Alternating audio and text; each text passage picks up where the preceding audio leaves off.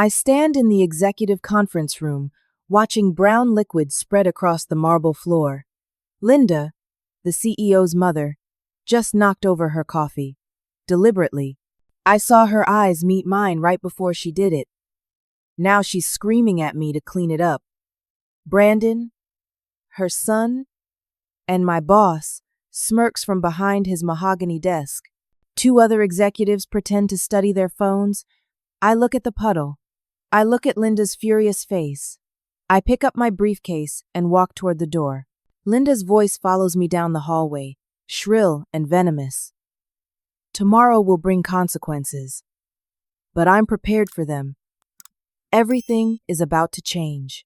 6 months before that coffee hit the floor, I walked into Meridian Solutions for my first day of work feeling like I'd finally made it.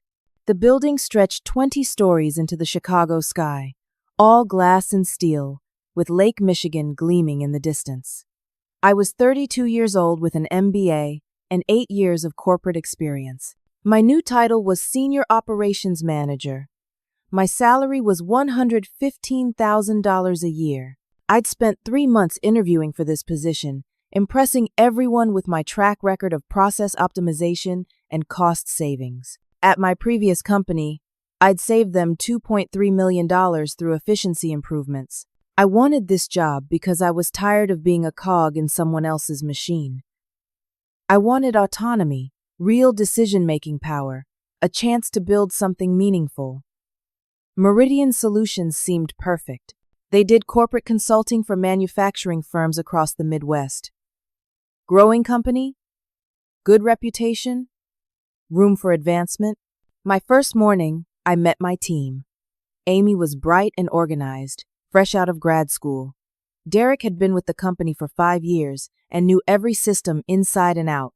Stephanie brought creative problem-solving to every project. Paul was the weak link, but every team has one. They seemed genuinely happy to have me aboard. The office itself was beautiful.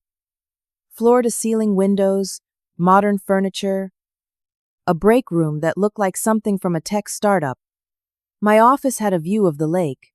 I spent the first few hours reviewing ongoing projects, getting access to various systems, filling out paperwork. Brandon Holloway, the CEO, stopped by around 11. He was 38, wearing a suit that probably cost more than my monthly rent. Perfectly styled hair, expensive watch, confident handshake. He welcomed me warmly, said he'd heard great things about my work, told me he was excited to have someone with my expertise on board. He seemed charming, professional. I had no reason to think otherwise. Then came lunch. The company had arranged a welcome meal for me in one of the conference rooms. Catered sandwiches, salads. The whole team gathered around. We were halfway through when she appeared. Linda Holloway swept into the room like she owned it. Which, technically, I guess her family did. She was Brandon's mother, probably in her mid-60s, dressed in expensive clothes with perfectly maintained blonde hair. I'd been told she was retired, that she'd worked with her late husband to build the company decades ago, but had stepped back after he died. That wasn't quite accurate. Linda interrupted our lunch without apologizing, walked straight to me, and looked me up and down. Her first words to me were about my blouse. She said it was a bit tight, asked if I'd considered shopping at a different store, suggested I should aim for a more professional appearance. The room went silent. I felt my face flush, but smiled politely and thanked her for the advice.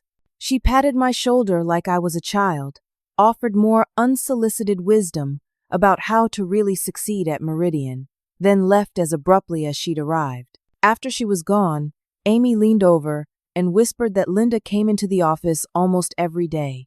No official role, but she acted like she ran the place. I asked Derek about it later.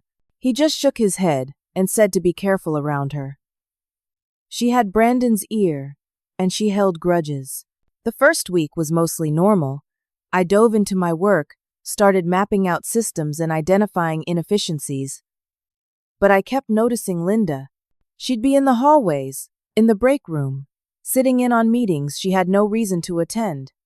And the way she treated people made my skin crawl.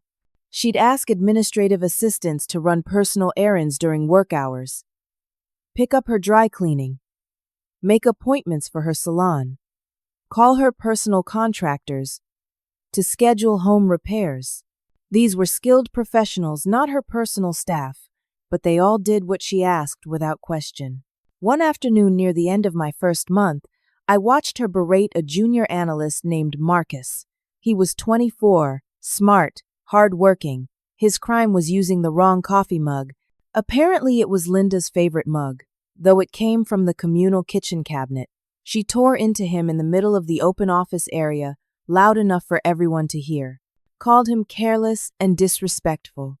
Said if he couldn't follow simple rules, maybe he wasn't cut out for corporate life. The young man's face went bright red. His hands shook. I couldn't watch it anymore.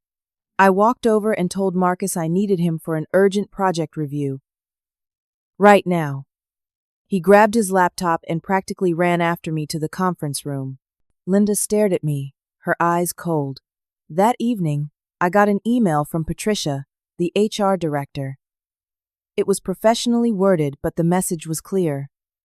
I should be mindful of office dynamics. I should respect senior family members. I should avoid overstepping my role. I started to understand this wasn't a normal workplace. Month 2 brought a different kind of problem. I was reviewing quarterly financial reports for a client project when I noticed something odd in our internal expense reports. Brandon had submitted charges for consultant fees, totaling $340,000. The firm was listed as Apex Strategic Solutions. I needed to coordinate with them on the project, so I searched for their contact information. They didn't exist. No website, no business registration, no professional presence anywhere. Curious, I dug deeper. I found similar consultant fee charges going back 18 months. Different firm names, but none of them had any verifiable existence. The total was over $2 million. Money going out of Meridian Solutions to companies that seemed to be ghosts. I mentioned it casually to Derek, asking if he knew anything about these external consultants. His face went pale. He told me to drop it. When I pressed, he said some things at Meridian weren't worth asking questions about. He looked genuinely frightened. That night, I stayed late working on a proposal. Around 8 in the evening, most of the office was empty. I passed by Brandon's office and noticed the door was slightly open, lights still on. I heard voices. I should have kept walking, but something made me pause. Linda's voice, sharp with irritation. We've done this a dozen times before. If anyone asks questions, we handle them the same way we always do. Your father never would have been so sloppy about covering the trail. Brandon's voice defensive. Nobody's noticed. Nobody ever notices. Linda again. That new operations manager has been asking Derek questions. I don't like her. She's too smart, and she thinks she's too good to take direction. We need to watch her. I felt my heart hammering in my chest. I moved away from the door, as quietly as possible, grabbed my things, and left the building. My hands shook as I drove home. They'd handled people who asked questions before. What did that mean? And what were they planning to do about me? I made a decision that night. I started keeping copies of everything. Financial reports, emails, expense documentation. I created an encrypted folder on my personal laptop. If they were embezzling money, someone needed to know. And if they came after me, I wanted evidence. I had no idea what I was setting in motion. Months 3 and 4 became a nightmare dressed up as normal corporate life. I kept doing my job, meeting deadlines, managing projects. On the surface, everything looked fine. Underneath, I was documenting fraud and watching my back. The stress kept me awake at night. I lost weight. My boyfriend Nathan noticed something was wrong, but I couldn't tell him. How do you explain that you think your employer might be criminals without sounding paranoid? The targeting started small. In week 1 of month 3, Brandon pulled me from my biggest project.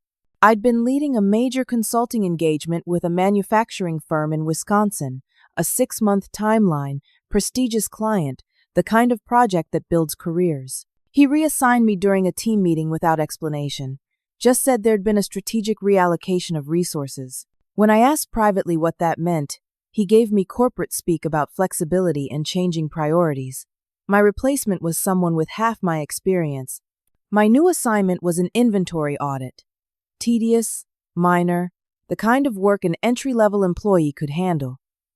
I swallowed my frustration and did it anyway. But in the next team meeting, when I asked a legitimate question about resource allocation for another project, Linda interjected.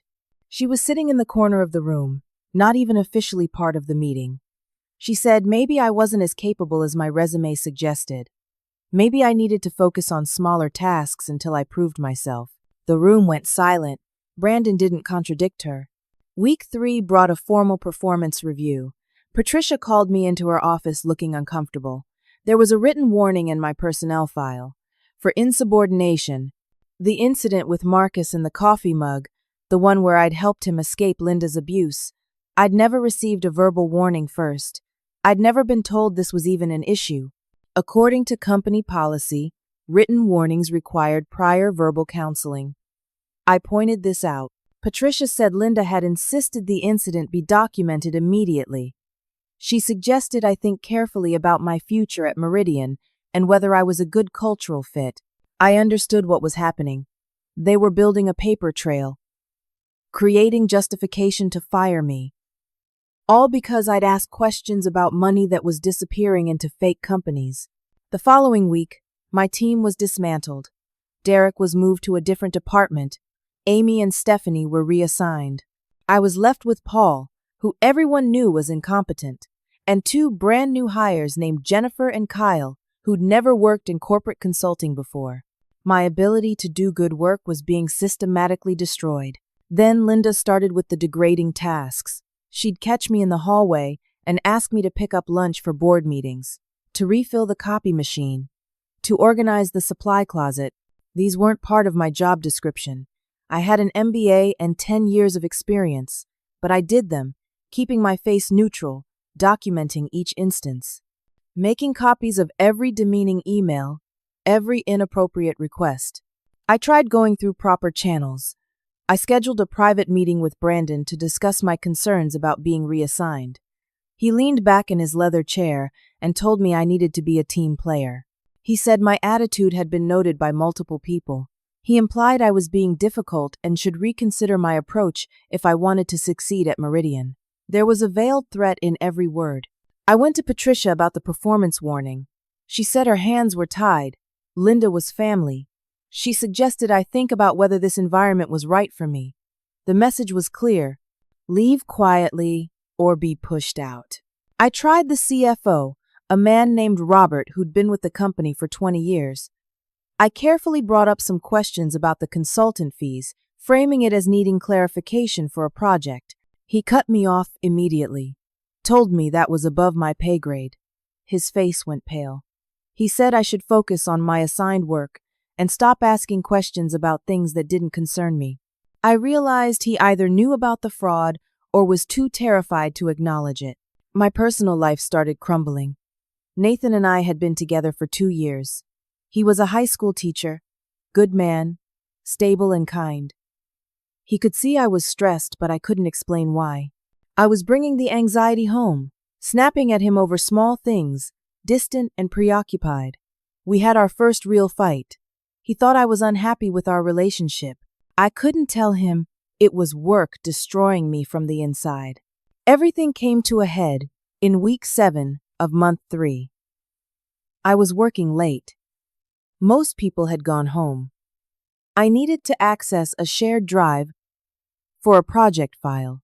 I logged into the HR system using credentials Patricia had given me weeks ago for a legitimate task, and I'd never logged out.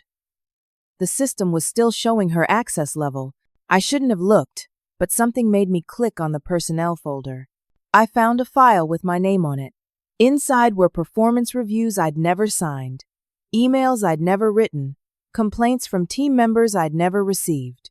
Every document painted a picture of someone hostile, incompetent, creating a toxic environment. The reviews were backdated across months. The emails were forgeries. The complaints were fabricated. They'd created an entire false narrative about my performance, building a case to fire me that would hold up legally. My hands shook as I scrolled through the documents. Then I saw another folder. The name on it was David Brennan. I didn't know anyone by that name. I opened it. The exact same pattern. False performance reviews, forged emails, fabricated complaints. According to the documentation, he'd been fired 8 months ago for performance issues and creating a hostile work environment. I did a quick search, found 4 more folders with the same structure. 4 other former employees, all terminated in the past 8 years, all with identical documentation patterns. This wasn't about me. This was what Meridian Solutions did to anyone who became a problem. They created false evidence, destroyed reputations, and pushed people out. How many had asked questions about the missing money? How many had simply been in Linda's way? I copied everything to my encrypted folder. Then I searched for David Brennan on professional networking sites, found him working at a small consulting firm in Indiana. I needed to talk to him. I needed to know what happened, how they'd destroyed him, whether he'd fought back, because I was next. They were coming for me, and I needed to be ready. I left the office that night, knowing the walls were closing in. I had maybe weeks before they made their move. I spent the weekend reaching out to David Brennan. Left messages. Sent emails. Finally, Sunday night, he called me back. His voice was tired, defeated. When I explained who I was and that I worked at Meridian, there was a long silence. Then he said the words that made my blood run cold. They destroyed me. If you're calling, it means they're coming for you too. Get out now while you can. They're ruthless, and they always win. But I didn't get out. I couldn't. Because if everyone who knew the truth ran away, Linda and Brandon would keep stealing and abusing people forever. Someone had to stand up, even if it cost me everything. Monday morning, I got to the office at 7. There was already an email from Linda, sent at 6:30. All senior staff meeting, 9 o'clock, executive conference room, mandatory. I knew what was coming. The question was whether I was ready for it. The morning of the confrontation felt like walking toward an execution. I'd barely slept. Spent half the night on the phone with David Brennan, who told me his story in painful detail. Meridian had discovered he'd found the embezzlement scheme, the same fake consultant payments I'd uncovered. They'd fired him for performance issues, then filed a police report claiming he'd stolen from the company. He was arrested. Spent 2 nights in jail before the charges were quietly dropped. His reputation was destroyed. His wife left him. He lost custody of his kids in the divorce. Took him 4 years to rebuild any kind of career, and he'd never recovered financially or emotionally, but he'd kept copies of everything. He'd documented the fraud, the false performance reviews, the systematic destruction of his life. He'd been too broken to fight back at the time, signed their NDA to make the lawsuit threats stop, but when I called, something changed in his voice. He said if I was willing to fight, he'd help. He'd send me his documentation. He'd testify if it came to that. I hung up feeling both terrified and determined. At least I wasn't alone. There was proof this was a pattern. I got to my desk at 7:15.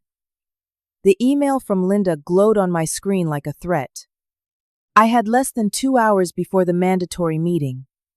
I forwarded David's files to my personal email, backed up everything on an external drive, made sure my evidence was distributed across multiple secure locations. If they fired me today, if they confiscated my work laptop, I'd still have proof. At 9 o'clock sharp, I walked into the executive conference room.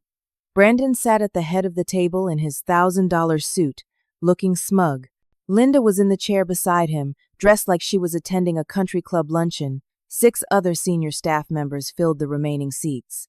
Thomas and Sharon from accounting, both looking uncomfortable. Patricia from HR, staring at her hands. 3 others I barely knew. Brandon launched into a presentation about company values and maintaining professional standards. Every word was aimed at me, though he never said my name. He talked about team players versus individual contributors, about people who elevated the company versus people who brought it down. about how Meridian had built its reputation on excellence and how one bad apple could spoil the entire culture. Linda interrupted constantly, adding her own commentary. At one point, she picked up a report I'd submitted last week, the inventory audit they'd assigned me. She called it sloppy, careless, not up to Meridian standards. The report was excellent and everyone in the room knew it. But nobody said a word. After 45 minutes of this thinly veiled attack, the meeting ended. People filed out quickly, avoiding eye contact with me.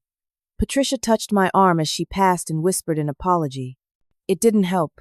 Linda stopped me at the door. She had that smile on her face, the one that looked pleasant but had nothing behind the eyes. She told me she needed the quarterly reports compiled by lunch. And the copy room needed organizing. She'd noticed it was a mess. She'd do it herself, she said sweetly. But that's what the company paid me for, wasn't it? I looked at her. Really looked at her. This woman who'd built a career on manipulating and destroying people, who treated everyone around her like servants, who turned her son into a petty tyrant, and together they'd stolen millions while ruining lives. I said no. Linda blinked, startled. Excuse me? I said no. Those tasks aren't in my job description. I'm an operations manager with an MBA and 10 years of experience. I don't organize supply closets. If you need administrative support, hire an administrative assistant. I said it calmly, professionally, but I said it loud enough that people in the hallway heard. Linda's face turned red.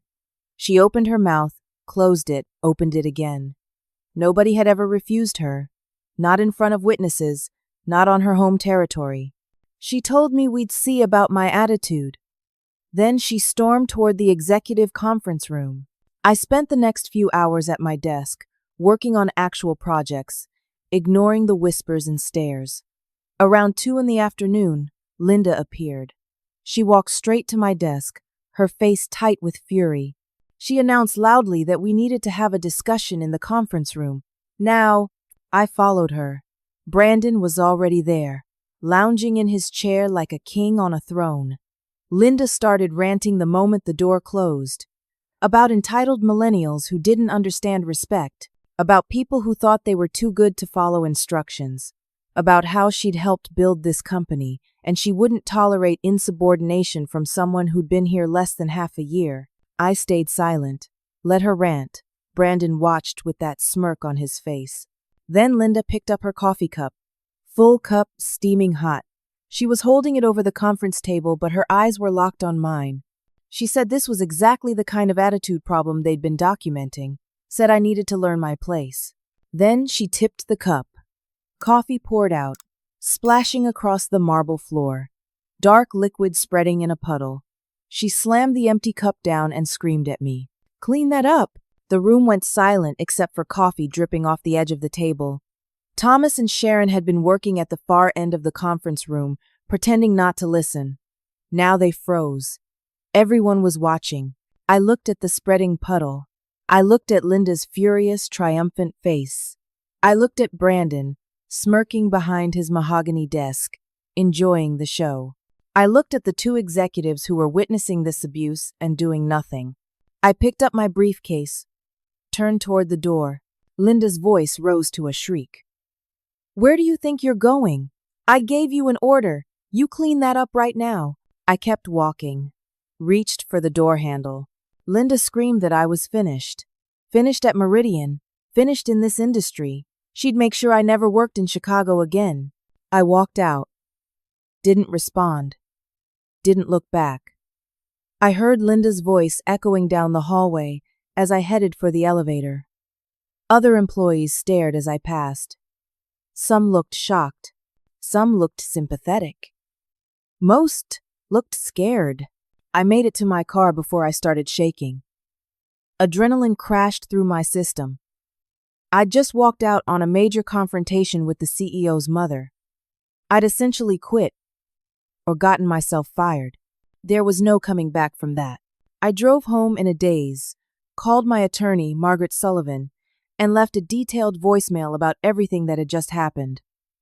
Organized all my documentation.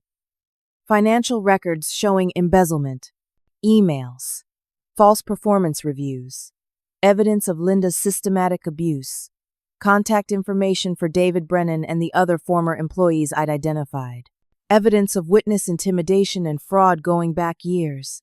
I barely slept that night. Kept replaying the scene. Linda's face, Brandon's smirk, the coffee spreading across the floor. Part of me felt powerful. I'd stood up to them. I'd walked away with dignity. Another part of me was terrified.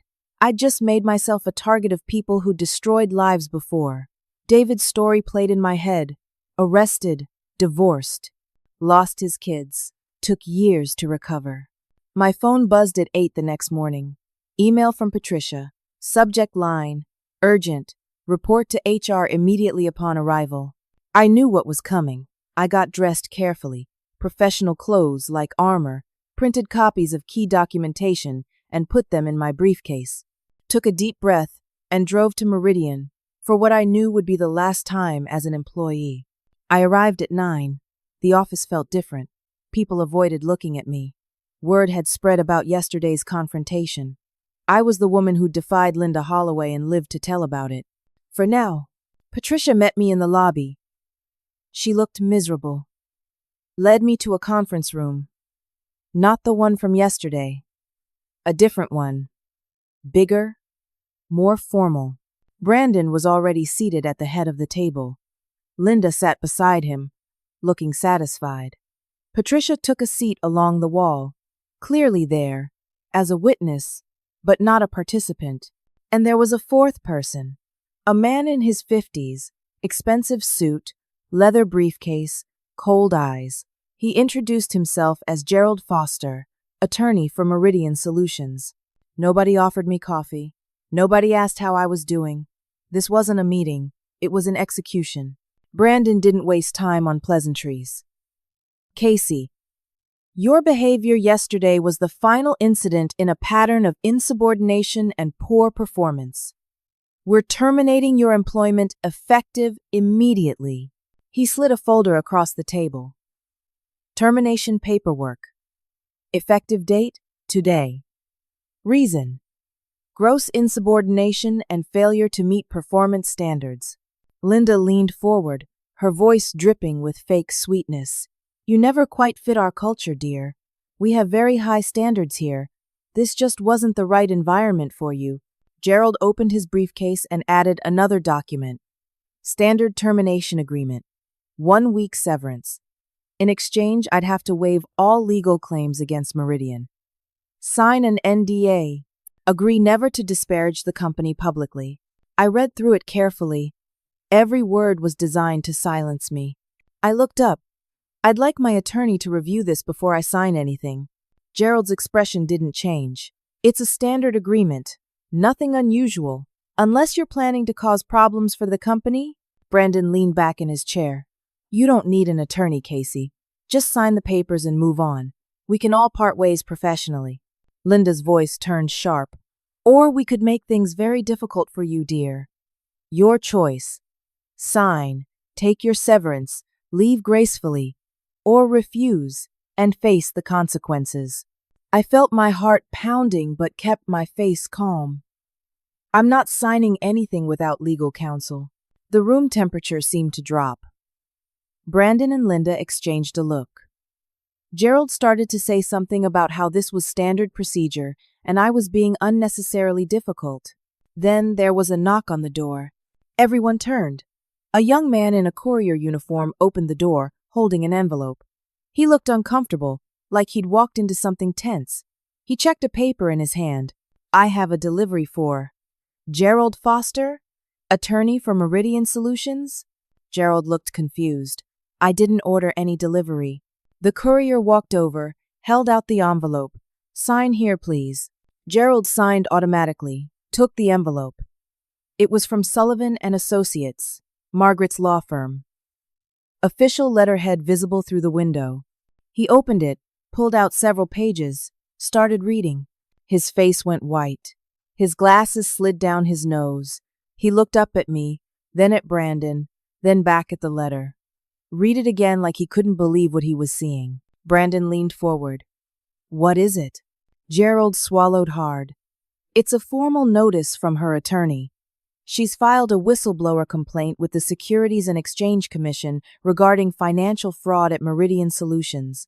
And there's... He paused, reading again. There's a clause in her employment contract. Section 12. Subsection D. I'm not sure how we missed this.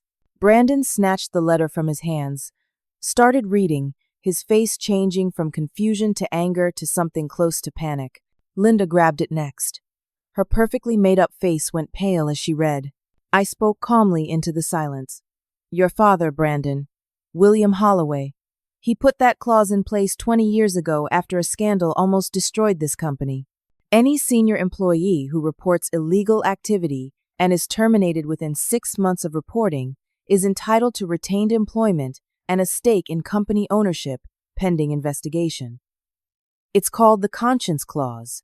I have copies of everything, financial records proving embezzlement, false performance documentation you created, witness statements from other employees you destroyed, and it's all been sent to multiple parties, the SEC, the FBI Financial Crimes Division, and a journalist at the Chicago Tribune.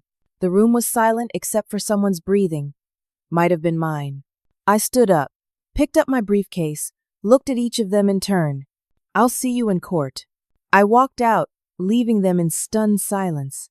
My legs felt weak, but I made it to the elevator, down to the parking garage, into my car. Then I sat there shaking, realizing what I'd just done. I'd declared war on people with unlimited resources and no conscience. People who'd destroyed lives before. People who might have done worse than just ruin careers. But I'd also struck first. I had legal protection. I had evidence. I had witnesses. The fight was just beginning, and I had no idea how bad it was going to get. For about 48 hours, I felt like I'd won. I'd stood up to Linda and Brandon. I'd protected myself with the contract clause. I'd filed complaints with federal agencies. Justice would prevail. The truth would come out. Everything would be fine. I had no idea how naive I was. The counterattack started on day 3. Margaret Sullivan called me at 8 in the morning, her voice grim. Casey, we have a problem. Meridian has retained Hoffman and Pierce to represent them. I was still half asleep, drinking coffee in my kitchen. Is that bad? Margaret sighed. They're one of the most aggressive corporate defense firms in the Midwest. They specialize in destroying whistleblowers. Unlimited resources, politically connected, and they play extremely dirty. I need to be completely honest with you. This is going to get very ugly. My coffee suddenly tasted bitter. How ugly? Just prepare yourself. And keep your phone close. Things are going to move fast. She was right. That afternoon, a courier delivered a certified letter. Meridian Solutions was suing me. Theft of proprietary information, breach of contract, defamation, computer crimes for unauthorized access to company files.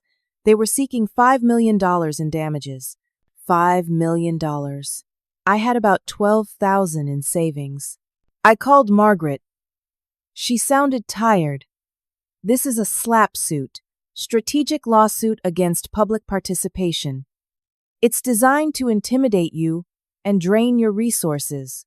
We'll fight it, but Casey, it's going to be expensive and time-consuming. They're trying to bury you in legal fees. By the end of the week, my bank account was frozen. Court order based on Meridian's claim that I owed them $35,000 for training costs and misused company resources. Complete fabrication.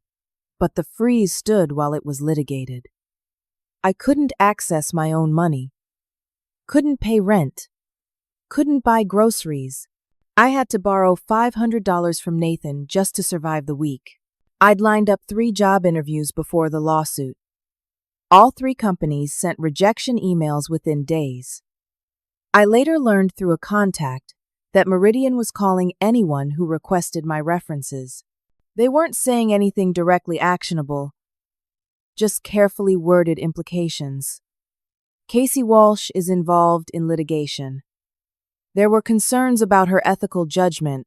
You might want to consider other candidates. Companies didn't want to touch me. Week 2 brought a new nightmare. An article appeared on a Chicago business blog.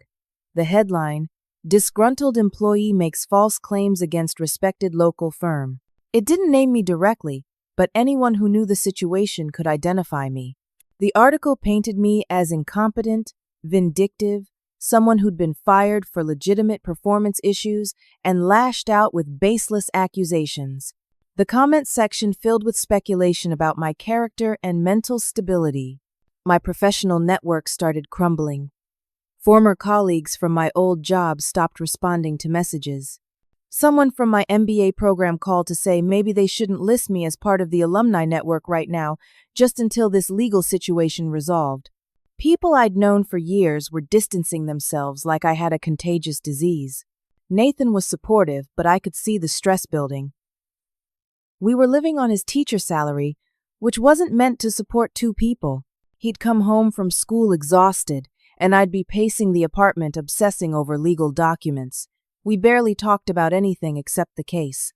The fun, easy relationship we'd had was buried under anxiety and financial pressure. The deposition was scheduled for week 3. Hoffman and Pierce's office was on the 45th floor of a downtown high-rise. All glass and marble, designed to intimidate. The attorney who questioned me was Richard Hoffman himself, the founding partner, 60 years old, silver hair, cold blue eyes that looked right through me like I was nothing. 6 hours.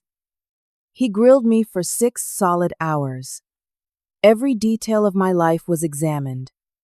My relationship with Nathan, my finances, every job I'd ever had, my family, my medical history, my college years. Had I ever been in therapy? Had I ever taken medication for anxiety or depression? Had I ever had a romantic relationship with anyone at Meridian? The implication was disgusting. They were trying to suggest I'd had something with Brandon, that this was revenge for a relationship gone wrong. They went through my finances line by line, every purchase I'd made in the past year. Tried to paint me as financially irresponsible, someone who'd fabricate embezzlement claims to extort money from the company. They questioned my performance at previous jobs, implying I had a pattern of conflict with supervisors. They asked about my mental health. Was I stable? Had I been sleeping well? Eating well? Was I under stress? The implication was clear. They wanted to paint me as mentally unstable, someone whose accusations couldn't be trusted. I left that deposition feeling violated, like they'd reached into my brain and twisted everything good about me into something ugly. I sat in my car in the parking garage for 20 minutes before I could drive home. The personal toll was devastating. I couldn't sleep more than 3 or 4 hours a night. I'd lost 15 pounds. My clothes hung loose, dark circles under my eyes that makeup couldn't hide. I snapped at Nathan over something trivial. He snapped back. And suddenly we were having a screaming fight about whether I should just drop the whole thing. "Maybe you should give this up," he said. "Look at what it's costing you." Costing us. I was furious and hurt. So I should let them win? Let them keep stealing and destroying people? I'm saying, look at reality, Casey. You have no job, no money. Your reputation is being destroyed. We can't afford this apartment. I can't do this alone. Is it worth losing everything? The fight ended with both of us angry and neither of us willing to back down. He slept on the couch that night. We barely spoke the next morning. Week 4 brought the worst news yet. Margaret called, and I could hear the defeat in her voice. "Casey, the SEC investigation is moving very slowly. These things can take months or years. The FBI isn't prioritizing your complaint because the amounts involved, while significant, aren't their biggest cases. Meanwhile, Meridian's lawsuit is proceeding quickly. We have a hearing in 2 weeks. I felt my world tilting. What does that mean? It means they're outmaneuvering us. They have more resources. They can drag this out, bleed you dry financially, destroy your reputation, while the federal investigation moves at a crawl. You could win eventually and still lose everything in the process. There was a long pause. Then Margaret said the words that felt like a knife in my chest. They've made a settlement offer. They'll drop the lawsuit and give you $50,000. In exchange, you drop the SEC complaint, sign a comprehensive NDA, and agree to a statement saying your claims were mistaken. No admission of wrongdoing on their part. $50,000. A gag order. An agreement to lie and say I was wrong about everything I'd witnessed. Margaret continued, Casey, as your attorney, I have to tell you to seriously consider this. You're out of money. You can't find work. Your relationship is suffering. If we go to trial and lose, you could owe them millions. You'd be bankrupt. And the SEC investigation might never result in charges. This could be your best option to move on with your life. I sat there holding the phone, feeling everything I'd fought for crumbling. The contract clause didn't matter if I couldn't afford to fight long enough to use it. The evidence didn't matter if federal agencies weren't acting on it. The truth didn't matter if I was financially destroyed before anyone listened. That evening, sitting alone in my apartment because Nathan was working late, I got an email. No sender name, just a string of numbers and letters. I almost deleted it as spam. But something made me open it. Inside were photos of me. Recent photos from the past week. Me leaving my apartment building. At the grocery store, walking into Margaret's office. The photos were taken from a distance with a zoom lens. Someone had been following me, photographing me, tracking my movements. The message was short. Drop this or you'll regret it. I felt ice slide down my spine. This wasn't just legal and financial warfare anymore. Someone was following me physically. The threat was real. They knew where I lived, where I went. They could find me whenever they wanted. I called Margaret, hands shaking. She told me to file a police report immediately. I did. The officer who took my statement was sympathetic but said there wasn't much they could do. The email was untraceable. The photos weren't technically threatening. I wasn't in immediate danger.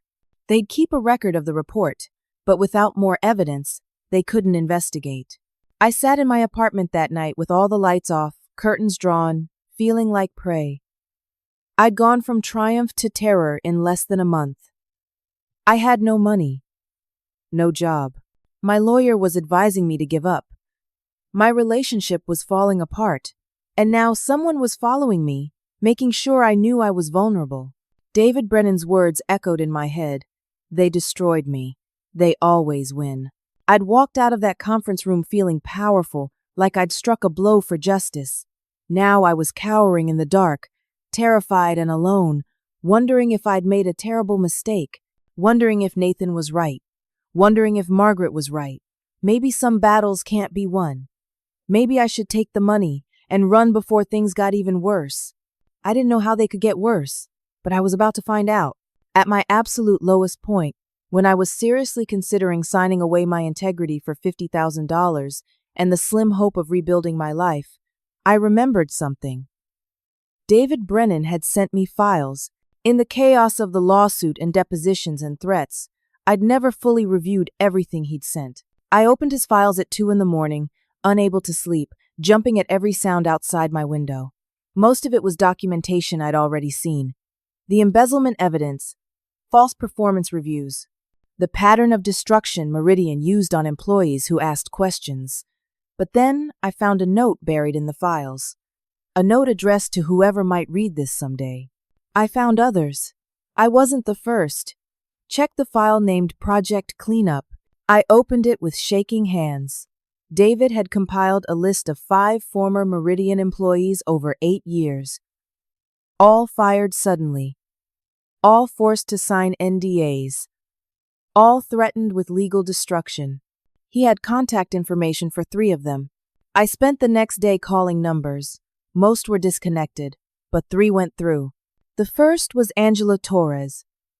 She'd worked at Meridian 6 years ago as a senior project manager. When I explained who I was, there was a long silence. Then she started talking. She'd questioned expense reports, found irregularities, and within 2 months they'd manufactured performance issues and fired her. They offered $20,000 and an NDA to make their threatened lawsuit go away. She took it because she had 2 kids and couldn't afford a legal battle. It took her 3 years to find comparable work. Her career never fully recovered. When I mentioned Linda and Brandon, her voice filled with anger. That woman is evil. Brandon is just as bad, maybe worse because he hides behind her. They're protected because everyone's too scared to fight back. If I'd known there were others, if we'd stood together, she trailed off. Then she said she'd help if I was really going to fight this. She'd testify, break the NDA if necessary. She was tired of being silent. The second call was James Riley, financial analyst, worked at Meridian 4 years ago. He'd discovered the embezzlement scheme. Same fake consultant payments I'd found. They not only fired him, but filed a police report claiming he'd stolen from the company. He was arrested, spent 2 nights in jail before the charges were quietly dropped. His wife left him during the ordeal, took the kids. He lost custody. His voice was bitter and broken. You can't win against them. They have too much money, and they don't care who they destroy. Save yourself while you still can. The third call changed everything. Sandra Kemp answered on the second ring. I explained who I was and why I was calling. There was a very long silence. Then she asked how protected our conversation was. I admitted I didn't know. She told me to meet her in person. Tomorrow. There was something I needed to know about that contract clause. It was more important than I realized. We met at a coffee shop in a suburb, 30 minutes from downtown. Public place, lots of people around. Sandra was 52. Gray-haired, looked tired but had steel in her eyes. She brought a banker's box full of old files. She explained that she'd worked at Meridian 8 years ago, when the founder William Holloway was still alive but sick. She knew Philip Warner, another employee whose name was on David's list. Philip had discovered the embezzlement. He was days away from going public.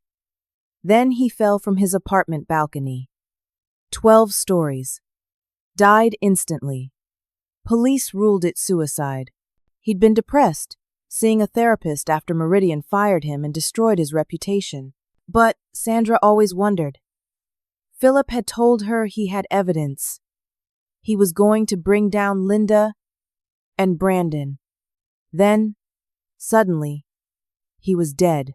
2 other employees who'd been asking questions resigned abruptly right after Philip's death and left Illinois. Just vanished. Sandra herself started getting threatened. Anonymous messages. Someone broke into her house. Nothing was stolen, but her files were gone through. 3 days later, her car's brakes failed. She barely survived the crash. Sandra only escaped because her husband was a lawyer. They had resources to fight back initially, but even they eventually signed an NDA and agreed to silence because they were terrified. She made her husband set up a dead man's switch. If anything happened to her, all her files would automatically be sent to the FBI. She pulled documents from her box. That conscience clause you found. William Holloway created it in the 90s after a different scandal almost destroyed the company. Back then, an employee discovered fraud but was too afraid to report it. When it finally came out publicly, William was devastated. He'd built the company on integrity, and someone had corrupted it. He created that clause as protection. He called it his conscience clause. Any senior employee who reported wrongdoing would be protected from retaliation and given ownership stake to ensure they had standing to fight back legally. Sandra explained that after William died 12 years ago, Linda took over with Brandon. They gradually pushed out anyone who remembered the old values. HR people who knew about the conscience clause retired or were forced out. New employment contracts were supposed to remove it. But someone in legal got lazy and kept using the old template for senior management positions. I probably had one of the few contracts left with that clause intact. Then Sandra told me something that made my hands go cold. That clause isn't just about keeping your job. If the company is found guilty of fraud, you're entitled to ownership percentage based on a formula. Your salary divided by company revenue, multiplied by restitution value. With Meridian's revenue, you could own 8 to 15% of the company. That's millions of dollars in value. And voting rights. You could force them out. I was stunned. But the SEC isn't moving forward. My lawyer says it could take years. I'm out of money now. Sandra hesitated. Then she showed me newspaper clippings about Philip Warner's death, showed me police reports she'd obtained, showed me evidence that things about his supposed suicide didn't add up. She couldn't prove murder, but she believed Philip was killed to keep him silent. We need to leave, she said suddenly, looking at her phone. She showed me a text, anonymous. A photo of us in the coffee shop, taken from outside the window. The message, drop it. Sandra was panicking. They followed me. Or you. We shouldn't have met. I'm sorry. I thought enough time had passed. She gathered her files quickly. You need to be careful. These people are dangerous. I have my insurance policy, my dead man's switch, but you're exposed. If anything happens to me, everything goes to the FBI automatically. But you need to protect yourself. She left in a rush, genuinely frightened. I sat there alone, the full horror of my situation sinking in. This wasn't just a wrongful termination case. I was fighting people who might have murdered someone to protect their secrets. People who were watching me, following me, making sure I knew I was vulnerable. I drove home checking my mirrors constantly. Every car felt suspicious. I got home to find Nathan packing a bag. Not permanently, he said. Just for a few days. He needed space. The stress was destroying him. He said he loved me, but he couldn't watch me destroy myself. When I was ready to let this go and move on with my life, I should call him. I watched him leave, too numb to cry. I was alone now. Completely alone. No money. No job. No relationship. My lawyer wanted me to surrender. Federal agencies weren't helping, and somewhere out there, people who might have killed before were watching me. I sat in the dark apartment, curtains drawn, feeling the walls close in. Every sound made me jump. I couldn't eat, couldn't sleep, could barely think straight. I'd lost everything, and I still faced a trial I couldn't afford, threats I couldn't escape, and enemies who had unlimited resources and no conscience. David Brennan was right. James Riley was right. You can't win against them. They destroy everyone who tries. I pulled up the settlement offer on my laptop. $50,000. An NDA. An agreement to say I was wrong about everything. I could take the money, move to a different city, start over. Maybe Nathan would come back if I dropped this. Maybe I could rebuild. My hand hovered over the keyboard, ready to email Margaret and tell her to accept the offer, ready to give up, ready to let Linda and Brandon win because fighting was costing me everything and I had nothing left to lose except my life itself. My phone rang. 4 a.m. Unknown number. I almost didn't answer, but something made me pick up. The voice was female, older, professional. Casey Walsh? My name is Victoria Preston. I'm a federal prosecutor with the Northern District of Illinois, White Collar Crimes Division. I couldn't breathe for a moment. A federal prosecutor. Calling me at 4 a.m. How did you get this number? My voice came out as a whisper. Victoria Preston spoke calmly, like calling people before dawn was completely normal. I've been investigating Meridian Solutions for 18 months, since before you filed your SEC complaint. Your complaint actually accelerated our timeline. We've been building a RICO case. RICO, Racketeering Influenced and Corrupt Organizations. That was for organized crime. The embezzlement you found is just one piece, Victoria continued. Meridian has been operating as a criminal enterprise for over a decade. Bid rigging on government contracts, bribery of public officials to win municipal consulting deals, money laundering through those fake consultant firms, and systematic witness intimidation. We have evidence, but we've been waiting for someone on the inside willing to testify. Everyone who's tried has been silenced. My throat felt tight. I'm about to sign an NDA in 6 hours. They're going to silence me too. I know. That's why I'm calling. We want to offer you protection. You work with us, testify before a grand jury, and we'll intervene in their civil lawsuit. We can protect you from their legal threats. But I need to be honest. If you agree to this, they'll know. They'll escalate. We can provide physical protection, but the next few months will be brutal. They'll throw everything they have at you. I looked around my dark apartment, at the curtains I kept closed because someone was watching me, at the empty space where Nathan's things used to be, at my reflection in the black television screen, hollow-eyed and exhausted. What do I need to do? Don't sign those settlement papers. We're filing a motion this morning to intervene in the civil case and stay the proceedings pending criminal investigation. I need you at the federal building at 8 a.m. Bring everything you have, every document, every piece of evidence, every witness contact. And Casey? Once you walk through that door, there's no going back. They're going to come at you with everything they have left. Are you prepared for that? I thought about Philip Warner falling from his balcony, about Angela, James, David, Sandra, all the people Meridian had destroyed, about all the future victims if Linda and Brandon kept operating. I looked at myself in that dark screen.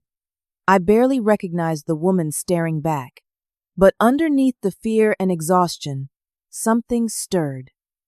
The person I used to be, the person who'd walked away from that, spilled coffee with her head high, the person who knew right from wrong and chose to stand up even when it was hard. Yes, I said. I'm ready. I hung up and sat there for a long moment. Then I tore up the settlement papers, every page, into tiny pieces. I threw them in the trash. For the first time in weeks, I slept. Only 3 hours, but it was real sleep. I woke up at 7, showered, put on my best professional clothes, gathered every file, every document, every piece of evidence I'd collected. I looked like hell. Dark circles under my eyes, clothes hanging loose on my thin frame. But I stood straight. The federal building was downtown, all granite and American flags. Security was intense. Victoria Preston met me in the lobby, showed her credentials, escorted me through.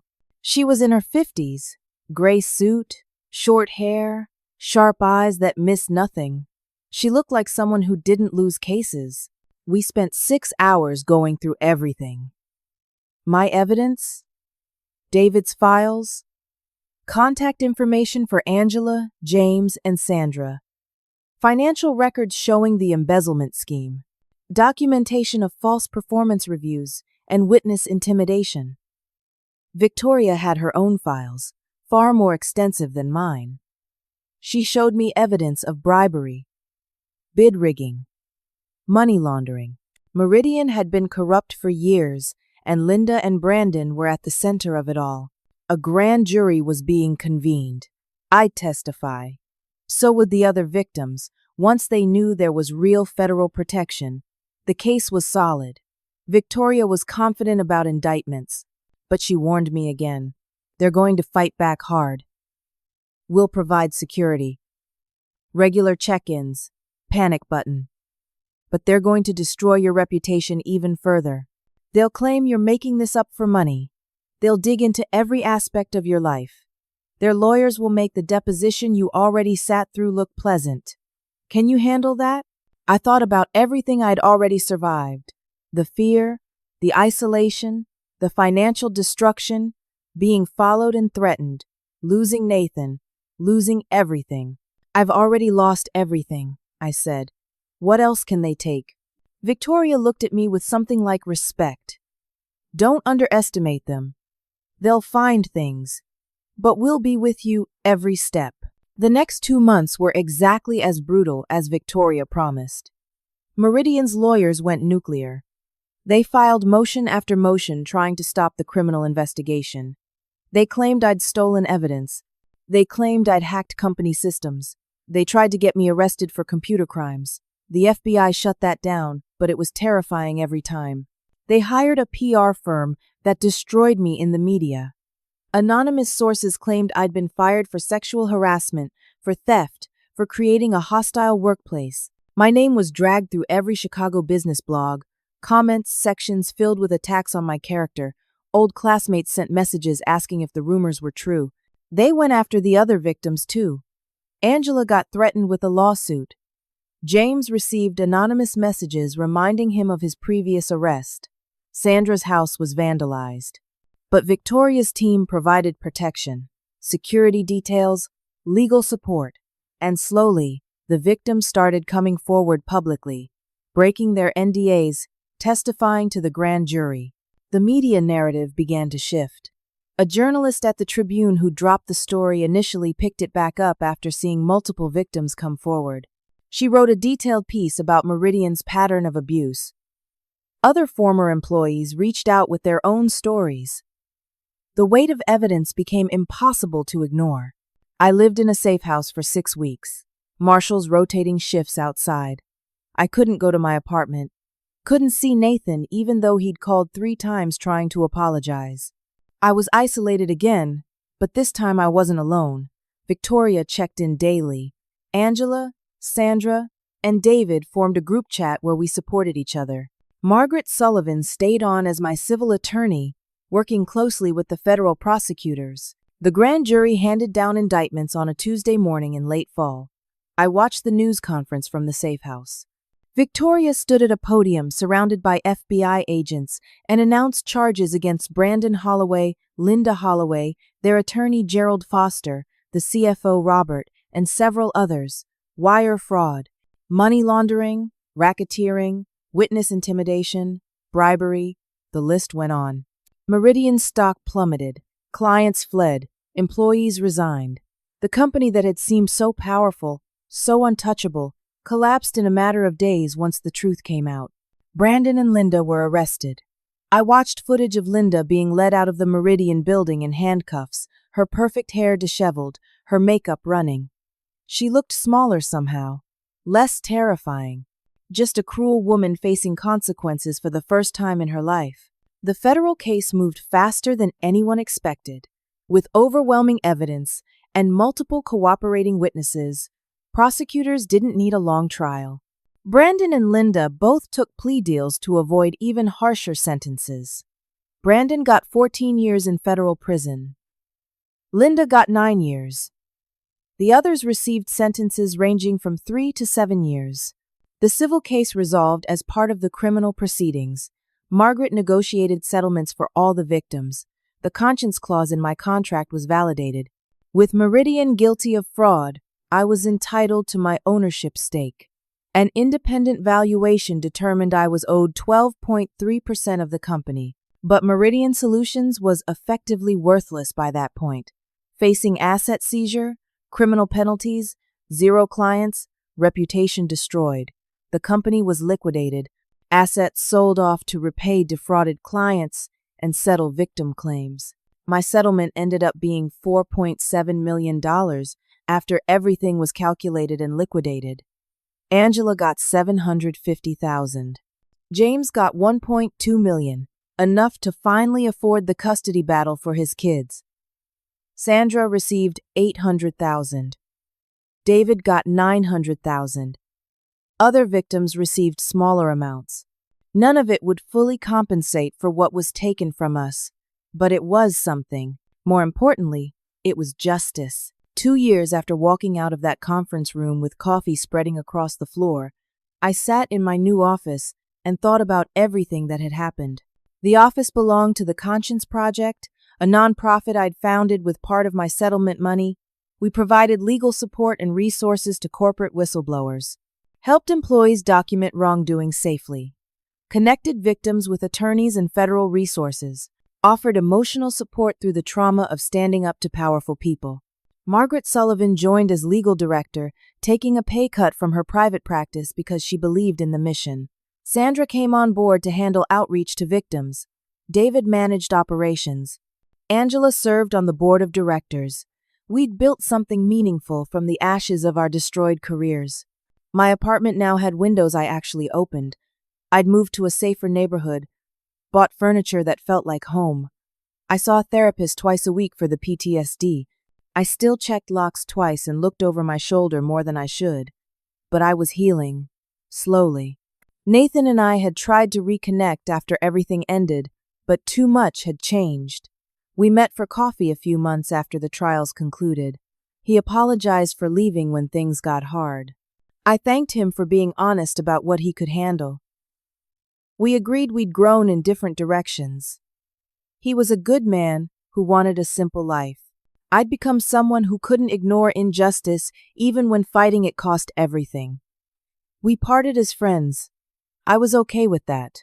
I dated occasionally now, nothing serious. Focused mostly on the work and my own healing. Some scars don't disappear. They just become part of who you are. I learned to live with mine. The media coverage after the trials made me a national figure in the whistleblower community.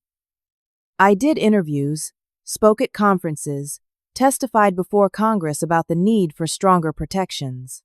I used the platform not for fame, but to advocate for change, to make sure future whistleblowers wouldn't face what we faced. Philip Warner's family received a settlement as well. $1 million and public acknowledgement that his death deserved reinvestigation. The case was officially reopened. New evidence suggested his fall wasn't suicide, but prosecutors couldn't prove murder beyond reasonable doubt. Linda and Brandon weren't charged with that crime, but everyone knew. Philip's sister reached out to thank me, said her brother would be proud someone finally brought them down.